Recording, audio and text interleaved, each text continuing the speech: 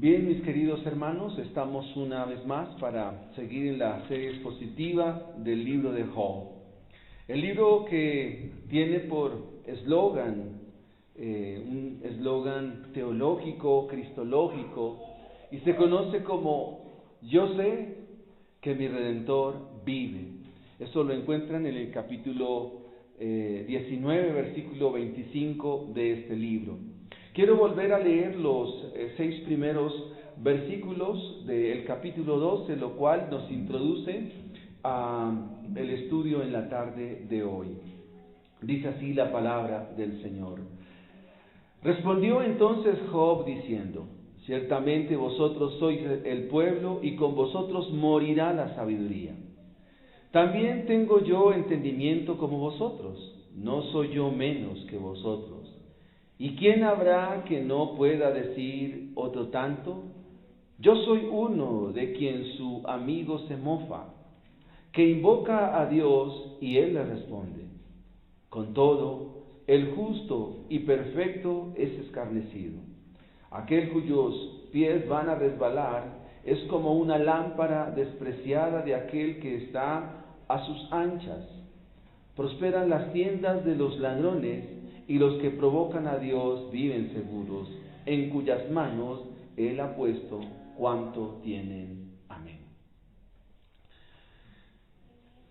Cuando hablamos de los diferentes problemas de la vida, y hablamos de las diferentes realidades que nos aquejan, que nos acompañan, que hacen parte de nuestras realidades, la pregunta es, ante todo ello, ¿bajo qué criterio y bajo qué circunstancia nosotros resolvemos esos problemas?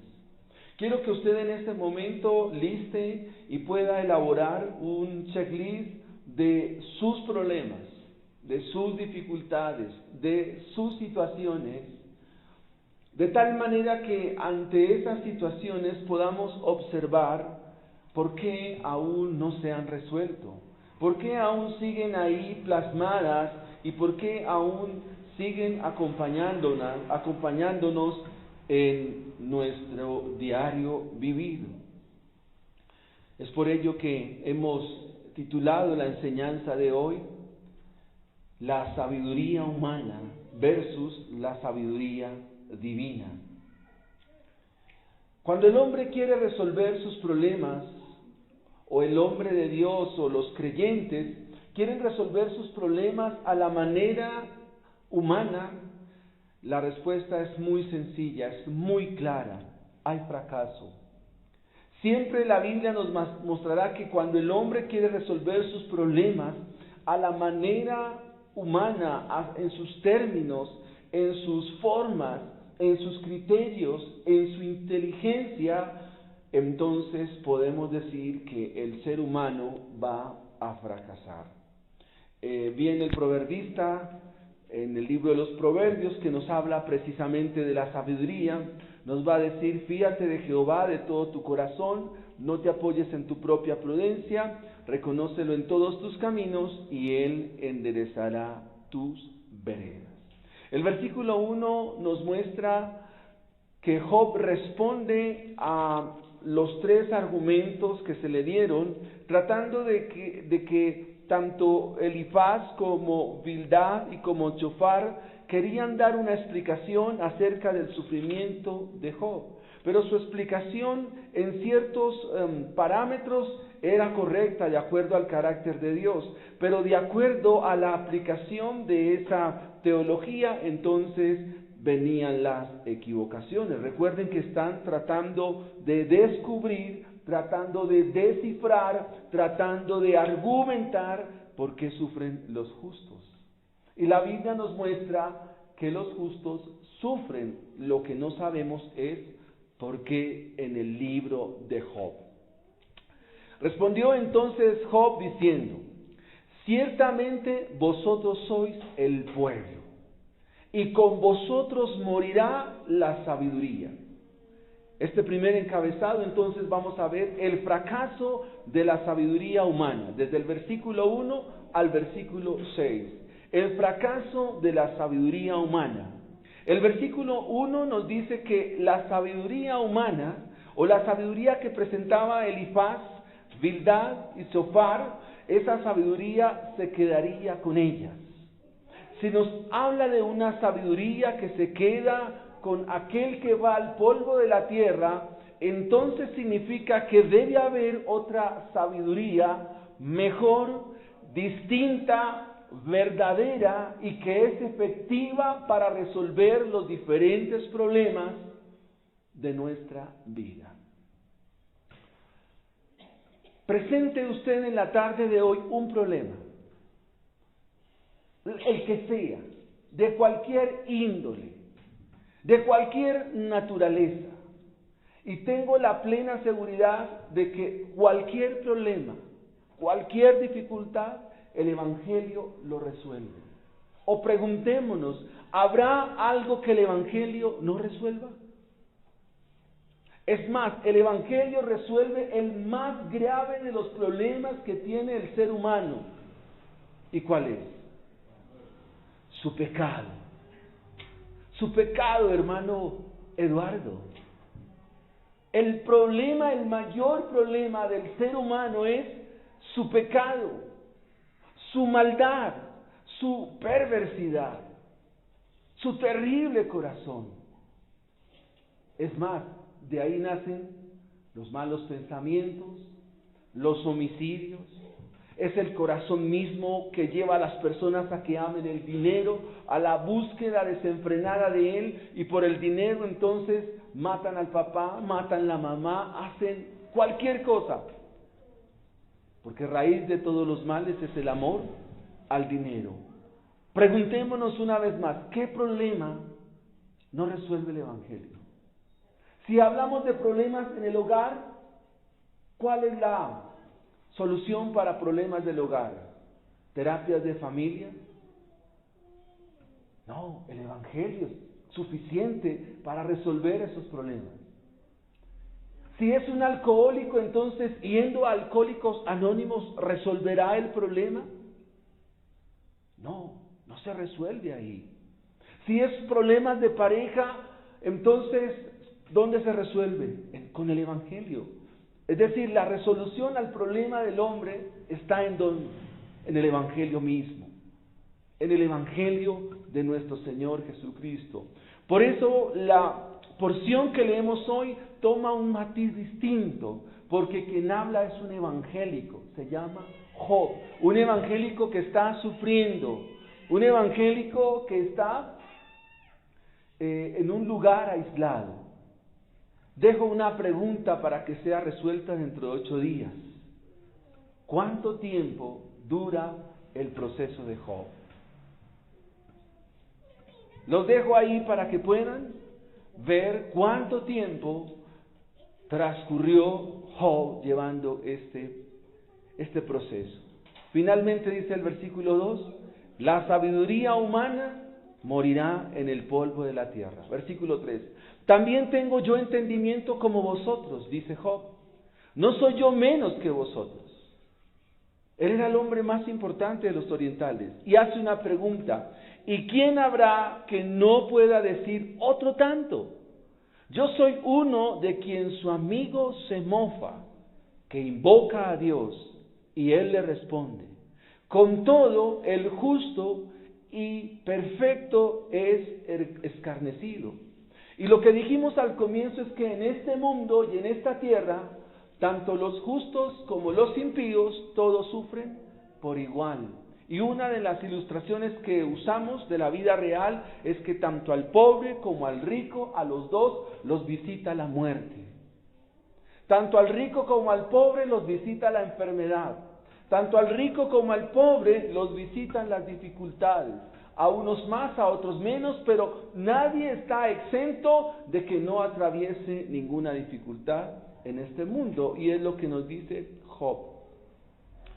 En el versículo 5 dice, aquel cuyos pies van a resbalar es como una lámpara despreciada de aquel que está a sus anchas. Prosperan las tiendas de los ladrones y los que provocan a Dios viven seguros, en cuyas manos Él ha puesto cuanto tienen. Miren, lo que Job nos está diciendo y nos está hablando es que en la vida de aquellos que no conocen a Dios y en la vida de aquellos a quienes no les es revelado el conocimiento de Dios, aún lo que tienen es provisión de Dios. Provisión en términos de que Él lo da. En la teología del Antiguo Testamento hay dos maneras como opera la sabiduría de Dios y dos maneras como opera la soberanía de Dios. La primera manera como opera la sabiduría de Dios es por permisión. Es decir, Dios lo permite. O sea, una vertiente de la sabiduría de Dios o una rama de la sabiduría de Dios es su permisión sobre todas las cosas. Pero finalmente Él está al control de ello. La segunda vertiente o la segunda rama es que Dios lo obra o Dios mismo lo hace. Entonces, la sabiduría de Dios la soberanía de Dios descansa en esos dos pilares, la permisión o el mandato, pero finalmente todo lo obra a Dios, y a todo el obrar de Dios se le llama el decreto de Dios. Muchos de ustedes se han preguntado por qué Dios entonces, si sabía que Adán iba a pecar, ¿por qué le permitió pecar? Eso se llama la teodicea divina. Y significa que Dios permite las cosas porque hay siempre un propósito al final. Usted dirá, ¿por qué me equivoqué? ¿O por qué mejor no? Si iba para la derecha, ¿por qué no mejor me fui para la izquierda? Entonces la respuesta está en la teodicea divina. Que Dios permite las cosas porque al final Dios tiene un propósito. Dios tiene un propósito con los impíos, Dios tiene un propósito con los que no le conocen, por cuanto Dios es Señor también de ellos. El Salmo 24, versículo 1 dice: de Jehová es la tierra y su plenitud, el mundo y todos los que en él habitan. Todo es de Dios, todo le pertenece a Dios. Dios es Señor de todas las cosas. Dios es Señor de toda ciencia, Dios es Señor de todo arte, Dios es Señor de toda disciplina, Dios es Señor del mundo entero. En el capítulo 4 de Job, ustedes van a encontrar lo que llamamos el mandato cultural. Y Dios desarrolla ese mandato cultural por medio de un promiscuo, que lo vimos el jueves en casa de mi hermano Freddy. ¿Cómo se llama ese promiscuo?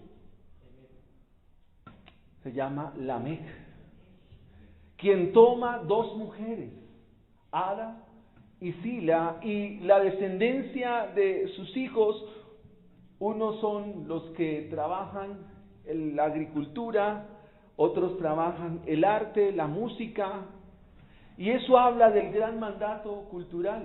Pero ¿son hijos de quién? ¿De qué descendencia son? De la descendencia de Caín. Pero Dios está obrando el mandato cultural con ellos. Dios está obrando también en ellos. Y si lo aplicamos a nuestra vida, a nuestra realidad, en el bus donde a veces nos transportamos, pues, ¿quién es? Normalmente uno no se encuentra un creyente manejando un bus. Bueno, yo creo que sí los hay.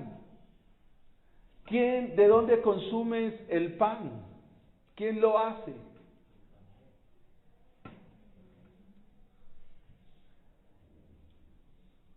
¿Es creyente el panadero?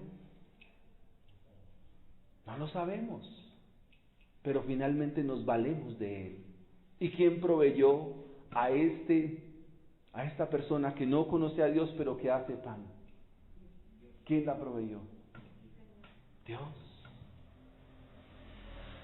Tenemos gente a la cual servimos, pero que no son propiamente cristianos, pero Dios las puso para que les sirvamos y ellas también nos sirvan a nosotros.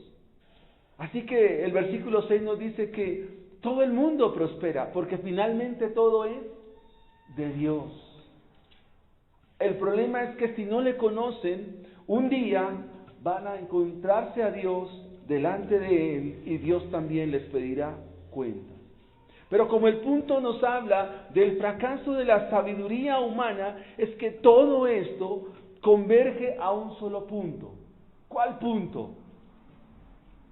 El que no se conoce a Dios. ¿Se debiera conocer a Dios? Sí. Y lo que Job está diciendo tras las líneas de este pasaje es, miren, Bildad, Zofar y Elifaz, ustedes han hablado, pero eso que han hablado no me da a mí ninguna respuesta. Ustedes han tratado de hablar sabiamente, pero su sabiduría para mí no me da una respuesta. ¿Y por qué no da respuesta? Porque la sabiduría del ser humano es sencillamente fracaso. Aunque Dios la dio, pero el pecado también la permeó, y el hombre, profesando ser sabio, ¿qué dice? ¿En qué termina su supuesta sabiduría? Necedad, dice el libro de los Romanos. Los hombres, profesando ser sabios, se hacen necios, porque su corazón está entenebrecido. Y el capítulo 14 de los Salmos dice, y el necio en su corazón, ¿qué dice? No hay Dios. Esa es la sabiduría del hombre. Ahora, el problema está en que nosotros también hemos querido resolver los problemas de nuestra vida con esa sabiduría. Y le tengo una respuesta: vas a fracasar. Si tú como padre, como madre, como abuelos, etcétera, etcétera, pretendes resolver el problema de sus hijos, de su familia, con su sabiduría, con sus sentires, con sus intuiciones, con sus formas de pensamiento, por consejo de otros, resultado, fracaso. Y es lo que estos tres filósofos ortodoxos quisieron resolverle a Job, lo cual Job dice: eso morirá con ustedes, dense en cuenta que en este mundo todos prosperan y Dios es quien provee de ello, pero la sabiduría humana va a fracasar. Y eso nos lleva a nuestro encabezado mayor: la excelsa sabiduría de Dios. La excelsa sabiduría. Usted se dirá: ¿y qué significa excelsa? Eso dice la Biblia, eso dicen los Salmos. El excelso Dios de los cielos. ¿Qué está diciendo? ¿Que Dios es qué? ¿Qué significa la palabra excelso?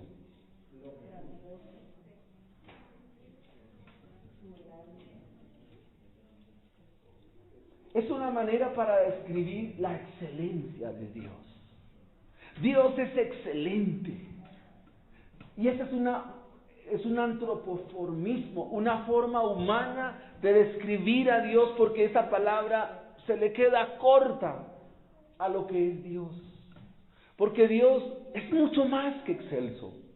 Es mucho más que la excelencia de este mundo. Y lo que Job nos presenta ahora desde el versículo 7 al versículo 12 es la sabiduría tan excelente de Dios, a la cual nosotros como creyentes debemos siempre apelar, porque su sabiduría excelente se manifiesta en el Evangelio de nuestro Señor Jesucristo. La sabiduría de Dios la encontramos en la Biblia. Todas las historias de la Biblia, de la Escritura, nos muestran dos matices. Cuando vemos el fracaso de las familias de la Biblia, son botones, como lo dijéramos nosotros, son muestras que Dios nos da para que nosotros no incurramos en lo mismo. O sea, las historias de la Biblia tienen relevancia para nosotros porque nos muestran ejemplos a los cuales Dios quiere que no los repitamos. Por eso es importante leer la Biblia. Si nosotros leemos la Biblia con ese entendimiento y leemos la Biblia desde esa perspectiva, estoy seguro que nosotros no repetiremos la historia que se nos presenta aquí. De esa manera es que debemos leer la Biblia. Cada historia de la Biblia es Dios contándonos por qué esos hombres, por qué esas mujeres fracasaron.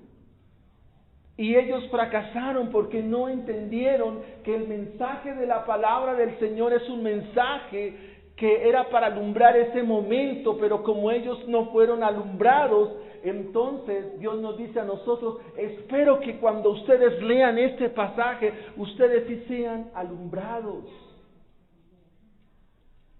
Y permítanme hablar de varios ejemplos, o algunos para no extendernos. Una de las historias que a mí siempre me ha impactado es la historia de Sansón, el melenudo. Fue un muchacho consagrado a Dios desde el mismo vientre. Como algunos de ustedes lo dicen muy peculiarmente, era cristiano desde el vientre de la mamá, aunque yo nunca he creído eso, pero vamos a decir que sí. Y cuando el ángel del Señor se le presenta a Manoah, su padre, entonces le dice, el niño será nazareo, será consagrado a Dios, por lo tanto, la mamá, no sabemos el nombre, no tome vino, y al niño cuando nazca no le vayan a cortar el cabello, porque será un nazareo, y significa que los nazareos eran personas no de la tribu de Leví, sino que de las otras tribus habían personas que también se consagraban en servir al Señor. Y las palabras de Manoah son muy interesantes, porque Manoah le dice al Señor, dinos cómo tenemos que educar a nuestro hijo, cómo lo tenemos que enseñar. Pero como se encuentra en un periodo de apostasía, en un periodo donde la sociedad de aquel día no quiere saber de Dios y cada quien vive como quiere vivir según su propio criterio, entonces parece ser que el proceso por el camino se tergiversa y la historia de Sansón termina indicándonos que fue burla del pueblo enemigo, es decir, los filisteos. Los filisteos terminaron sacándole los ojos, los llevaron al lugar del templo de su dios Dagón y allí lo colocaron con cadenas a una columna. ¿Y de qué nos sirve entonces esa historia a nosotros? Ese es el trabajo, de rogar a Dios antes de leer la Escritura y que ella nos pueda indicar a nosotros de qué se trata.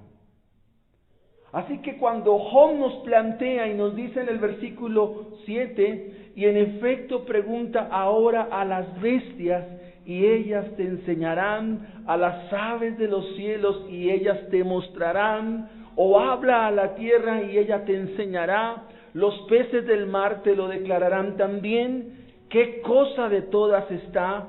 De estas no entiende que la mano de Jehová lo hizo. Job está diciendo, mira, todo lo que hay en la naturaleza, todo lo que hay, todo lo que ves, todo lo que tus sentidos percibes, todo lo cual tus sentidos perciben, para nosotros tiene una enseñanza. ¿Y quién usa? ¿Quién es aquel que usa la naturaleza para dar lecciones a los hombres? ¿Quién? ¿Cómo se llama este maestro?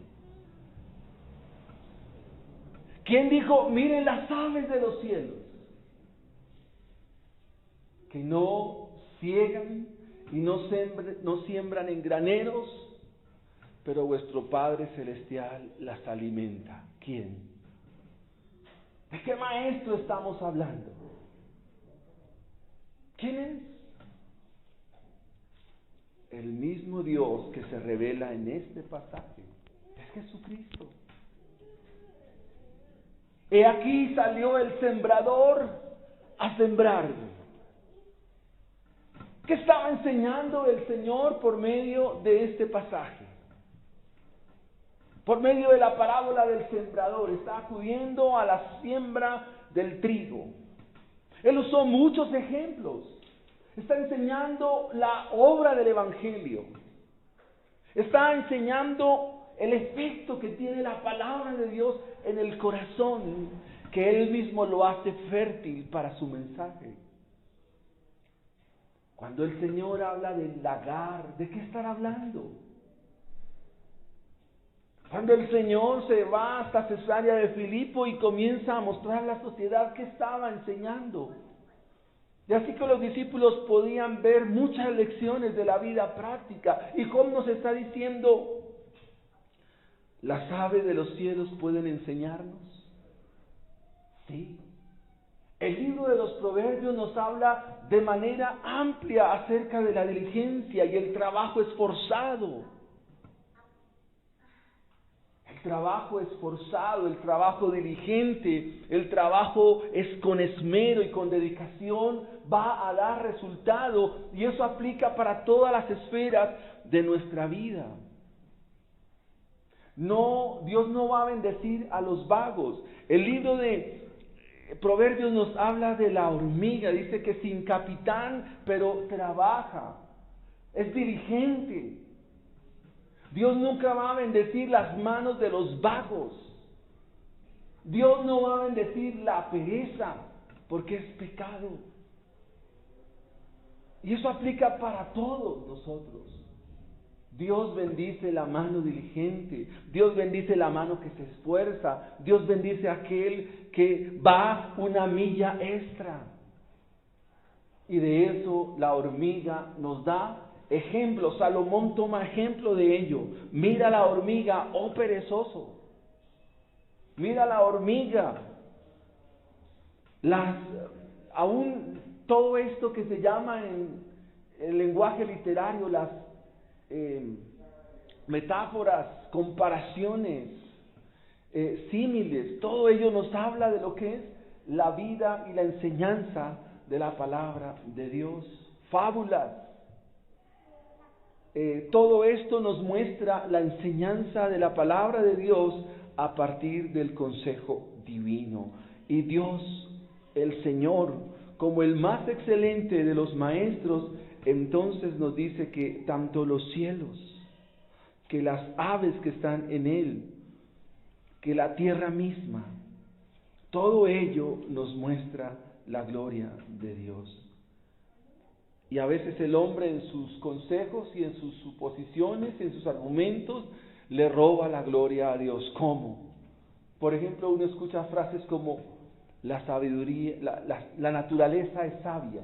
¿Han escuchado esta expresión? La naturaleza es sabia, no. Dios hizo sabia la misma naturaleza. Por ejemplo, pudiéramos profundizar en las aves que migran. ¿Cómo migran las aves? ¿Cómo van? Pero llevan una posición particular. Viajan como una especie de triángulo donde hay uno que va adelante, los demás van como coequiperos, ¿no? Cortan el aire. Y eso lo usan, por ejemplo, en el ciclismo. Esas colonias de aves en lo profundo del mar, ¿de qué nos hablan? Trabajo en equipo. A veces muchos peces se unen para hacerle frente a los grandes depredadores marinos. Ahora, esos dos ejemplos, ¿qué nos enseñan a nosotros como iglesia, como hermanos? A trabajar ¿cómo? En equipo. A trabajar juntos. A no estar distantes, a estar cada día más compenetrados. Cuando nuestro hermano Rubén hablaba de los ausentes, bueno, se presentan situaciones, inconvenientes, se nos salen de las manos, pero eso no puede ser algo constante en nuestra vida. Esto no puede ser algo que se da por costumbre de vida.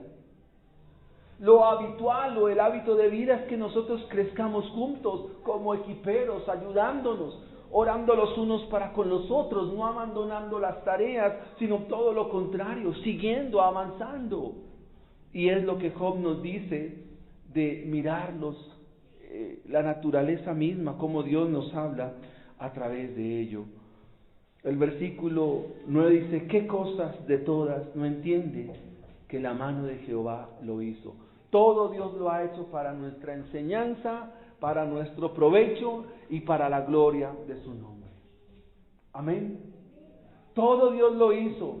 para provecho de nosotros, para enseñanza de nosotros y para la gloria de su nombre. El versículo 10 dice: en su mano está el alma de todo viviente.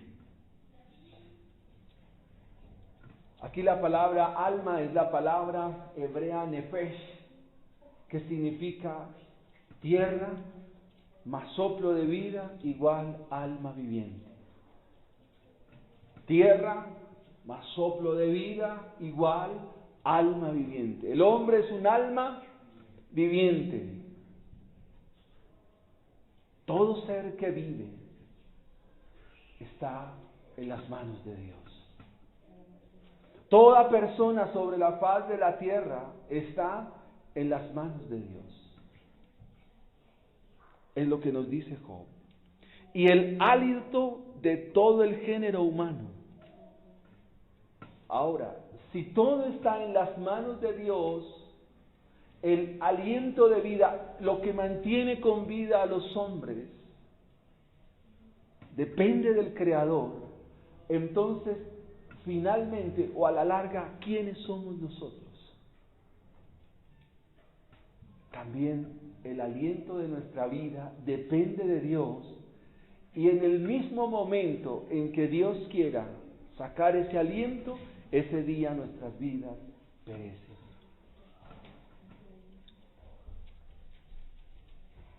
Versículo 11: ciertamente el oído distingue las palabras y el paladar gusta las viandas.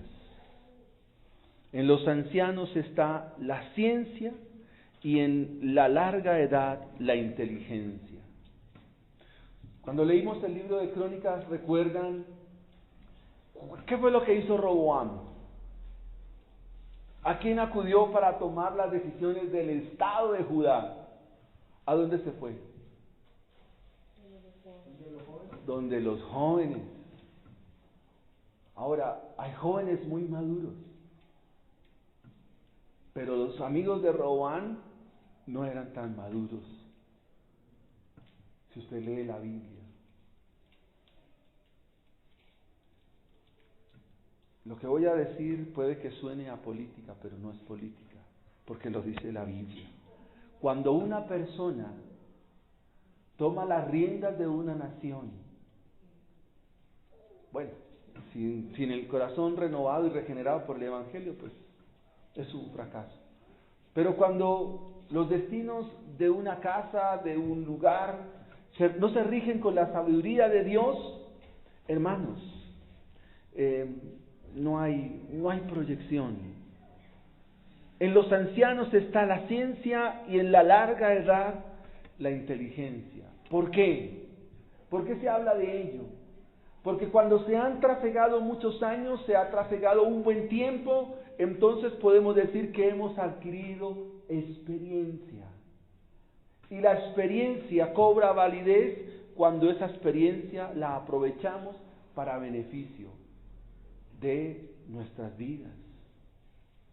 ¿Por qué a un joven no se le puede tanto preguntar? ¿Porque no pueda? No, porque no tiene experiencia.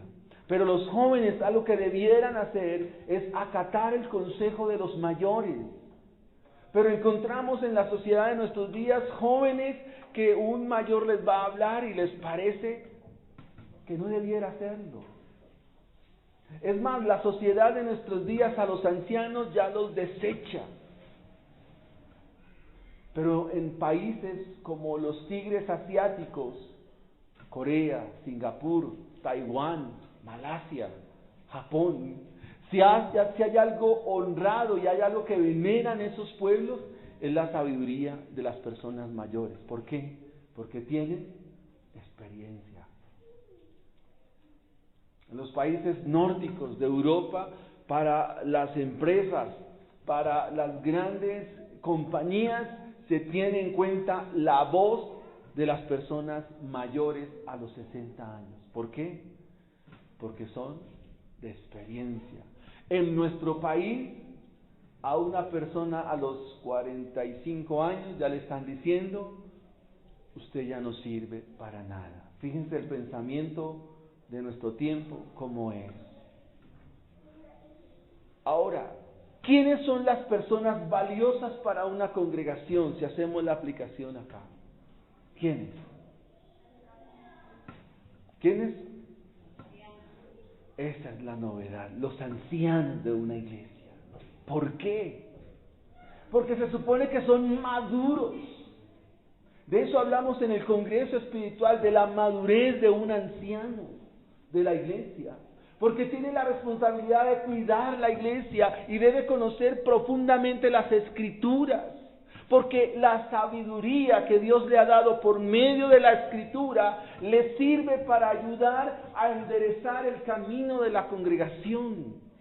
Así es como inicia la primera carta a Timoteo. La tenemos fresca porque la estudiamos este fin de semana. Las palabras de Pablo a Timoteo es: por esta razón te dejé en Éfeso, para que corrijas lo deficiente que está en la iglesia. Para que se enderece el rumbo de la iglesia.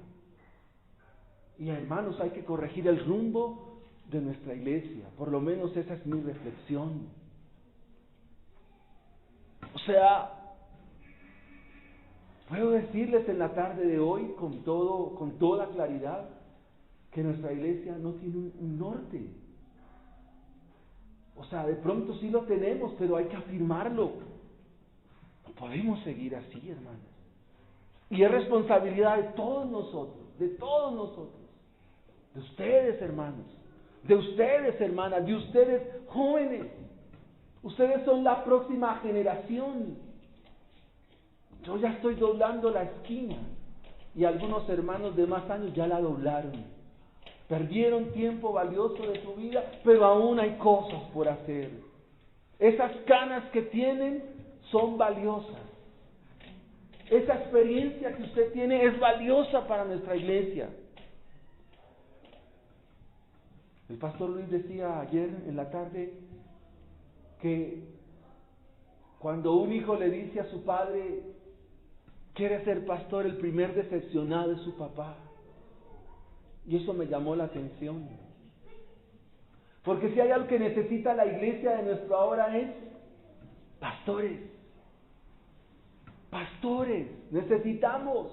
Y debemos rogar, hermanos, debemos doblar nuestra rodilla que Dios provea, debemos rogar al Padre de la mies que envíe obreros a su mies, hombres conforme al corazón de Dios que apacienten la iglesia con ciencia y con entendimiento. Ese será nuestro clamor en el mes de abril. Clamar por... Pero ¿quiénes son los culpables de ello? Los papás. Somos culpables de ello. ¿Por qué? Porque si no me ven a mí apasionado por el Evangelio, no me ven apasionado por las cosas de Dios, no me ven entregado, ¿qué le puedo pedir a mis hijos? Eso decía el pastor Sugel Michelén en un programa que se llama...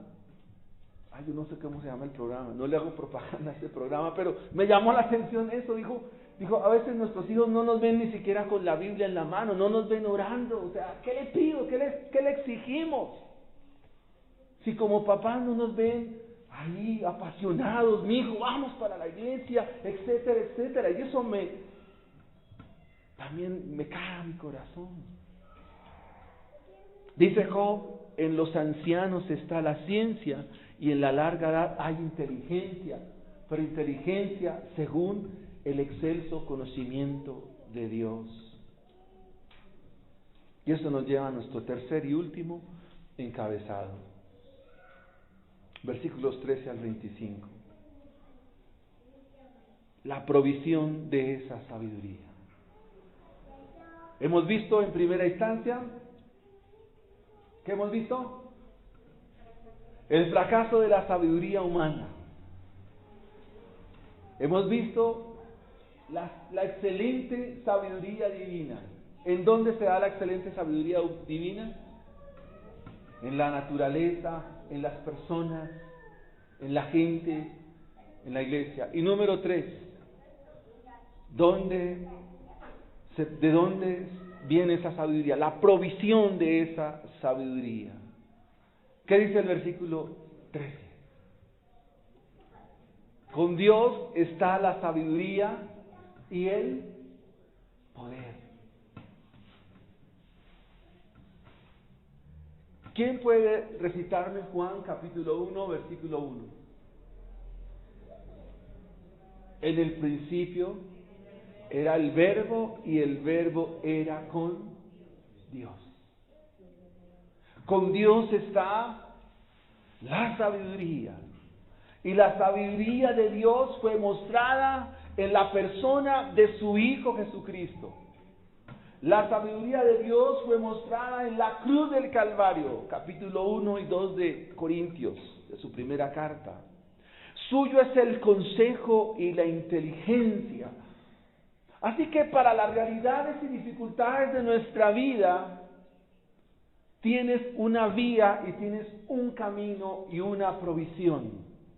Y es Cristo Jesús, porque en Él está la sabiduría. La sabiduría de Dios no está en las terapias, la sabiduría de Dios no está en la psicología, en el humanismo y todo esto. La sabiduría de Dios está en el Evangelio mismo. Hoy alguien me decía, quizás en tu iglesia hayan personas que están batallando en su corazón con muchas cosas. Están luchando, no saben qué hacer. No tienen definidos muchas cosas. Quizás no está definida la familia, mis hijos, qué voy a hacer de aquí a mañana. ¿Dónde está la respuesta? En el Evangelio. Y el Evangelio es Cristo mismo. Con Dios está la sabiduría y el poder. El poder no está en ustedes. El poder no está en la política. El poder no está en los verdes, no está en los rojos, no está en los azules. No está en el candidato A ni en el candidato B, no.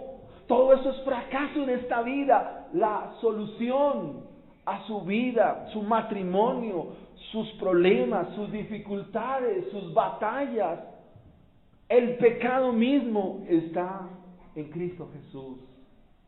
Está en Él. Versículo 14, si Él derriba, no hay quien edifique. Si Jehová no edificare la casa, en vano trabajan los edificadores. Moisés dijo, Señor, si tú no vas con nosotros, fracasamos. Si tú no estás en tu iglesia, Señor, estamos perdidos. Si tú no vas en mi trabajo, si tú no vas en el fruto de mis manos, pues mi trabajo no tendrá el resultado que es. No hay quien edifique, si Él derriba, no hay quien edifique. Encerrará al hombre y no habrá quien le abra. ¿De qué está hablando? De que nadie le puede hacer frente a Dios. Si Dios le pone el cerrojo a una puerta, lo más necio es querer abrir esa puerta.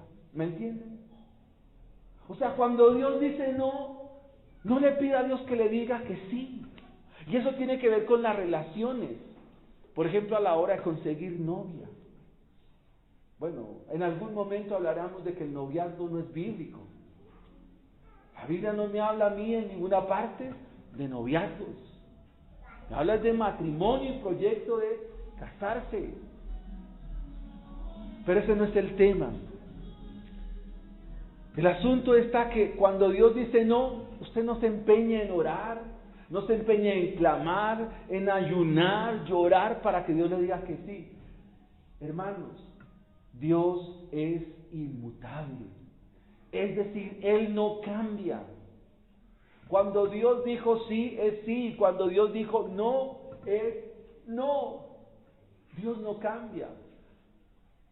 Anote este versículo al margen, Malaquías 3:6. Porque yo, Jehová, no cambio.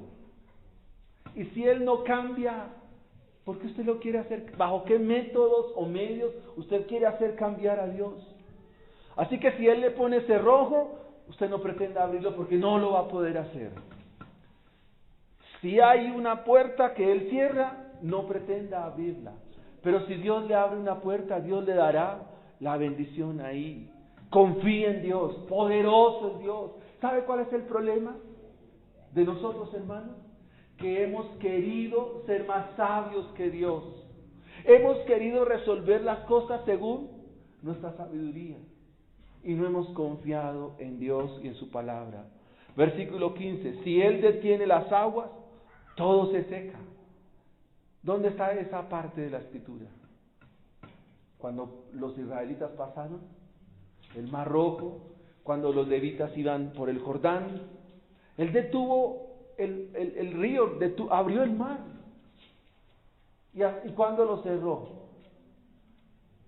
Cuando Él dijo que tocaba cerrarlo, porque así es Dios. Con Él está el poder y la sabiduría.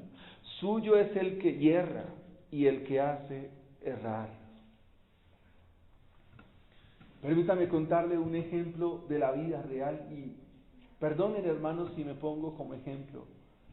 El tercer curso en la Universidad de Física lo vi con un profesor ruso que se llama, no sé si aún vive, se llama Valery Zachevsky. Y en el primer corte, en el primer parcial, yo saqué 0,5. Eso ya era perder la materia, y esa materia era prerequisito de física moderna.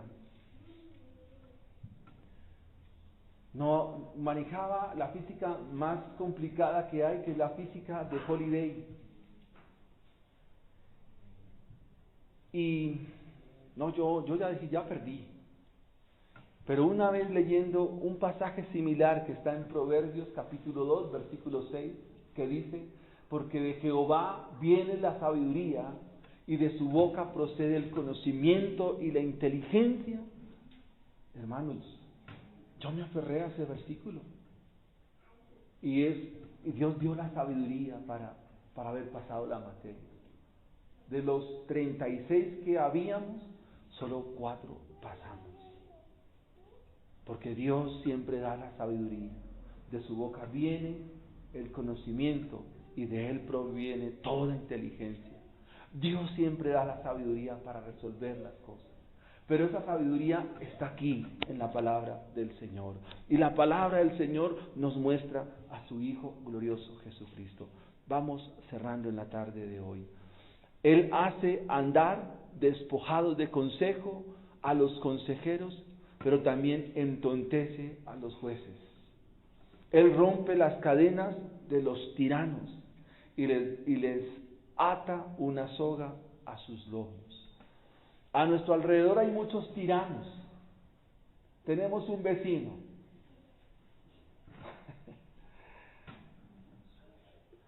No es el que están pensando, hermano. Un día tarde que temprano, eso también ahí caerán. Él lleva a los despojados, a los príncipes, y trastorna los poderosos. ¿Qué les da a entender este pasaje de Job? Que Dios es soberano. Y no solo que Él es soberano, que Él es sabio en lo que hace. Que Él es sabio en lo que hace. Priva del habla a los que dicen verdad y quita a los ancianos el consejo. Un día Pablo dijo: quiero ir a predicar. ¿Y qué dijo el Señor? Calla. Y uno podría decir: pero Señor, ¿acaso tú no quieres que yo predique? Si es que hay que predicar el Evangelio, y el Evangelio hay que hablarlo. ¿Y qué le dijo el Señor a Pablo? Calla. ¿Por qué tenemos cartas como Efesios, Colosenses, Filemón? ¿Por qué? ¿Dónde las escribió Pablo? En la prisión. O sea, Dios quiso que Pablo estuviera ahí. Claro, ese era un hombre que a todo el mundo le iba diciendo: creen el Evangelio, crean Cristo Jesús, Cristo salva. Era un predicador, tremendo predicador. Pero llegó un momento en que le dijo: no, Pablo, para un momento, te voy a llevar a la cárcel, porque a los hermanos dentro de 2000 y algo más, en un lugar que se llama Colombia, habrá que mostrarles la carta a los Efesios. Entonces Pablo escribe. O sea, hay momentos que Dios también a uno lo quiere que no esté quieto, porque Él es Dios, porque Él es sabio. porque Dios obra de esta manera. Y el problema es cuando nosotros nos empecinamos. Versículo 22. Él descubre las profundidades de las tinieblas y saca a la luz la sombra de muerte. Él multiplica las naciones y Él las destruye. Esparce las naciones y las vuelve a reunir. Torre de Babel, ¿verdad? Él las esparce, pero con el evangelio, ¿qué hace? Unir. Ustedes pudieran decir que la ONU es un proyecto ¿de quién? La ONU o la OTAN. Eso es proyecto de Dios, hermano. Un atributo de Dios que nos toca considerarlo es el decreto de Dios. Porque estas organizaciones no, eso es parte de la permisión de Dios, de la permisión soberana del Señor. Eso es como palabras pedagógicas para poder entender. Versículo 24. Él quita el entendimiento de los jefes del pueblo de la tierra y los hace vagar como por un yermo sin camino. ¿De qué? ¿Recuerdan uno que Dios lo entonteció? Nabucodonosor, ¿recuerdan? El presidente de Babilonia. ¿A dónde Dios lo envió? ¿A comer qué? Pasto ahí le quedó su sabiduría, ¿no? A dormir con las bestias. Sus uñas se le alargaron ¿y usted quién es? Por Dios es el presidente, ojo. ¿Qué pasaría si usted se encuentra un día a nuestro presidente en la calle con un costal al hombro? ¿Qué haría usted? Bueno, algo le pasó a Nabucodonosor. Versículo 25, van a tientas como en tinieblas y sin luz y las hace errar como borrachos. Ese es Dios. ¿Quién es este Dios? ¿Quién es este Dios? El texto nos dice que en Cristo Jesús, Colosenses, están escondidos todos los tesoros de la sabiduría. ¿Y en qué consiste la sabiduría? ¿En qué consiste la sabiduría, hermanos? Según el libro de los Proverbios. Sí, ¿y en qué más? Y apartarse del pecado. Ahora, ¿podemos apartarnos del pecado? No, solo hay una manera, y es yendo a la cruz del Calvario, a donde Dios desplegó toda su sabiduría, donde Dios mostró su sabiduría infinita, es yendo a Cristo Jesús y a su obra en la cruz del Calvario, donde podemos resolver todos los asuntos de nuestra vida.